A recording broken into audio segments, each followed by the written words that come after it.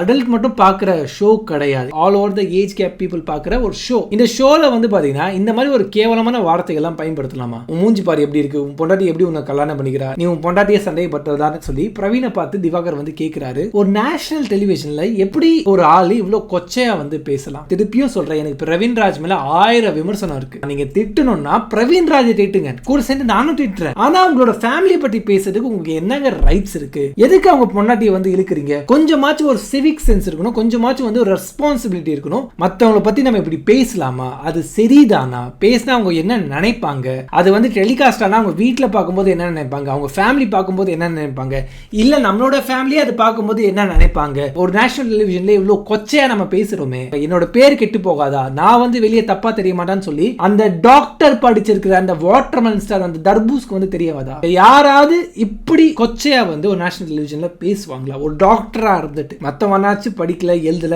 தற்கூரியா இருக்கா, ஏதாவது பண்றான். இவன் படிச்ச தற்கூரியா இருக்கா.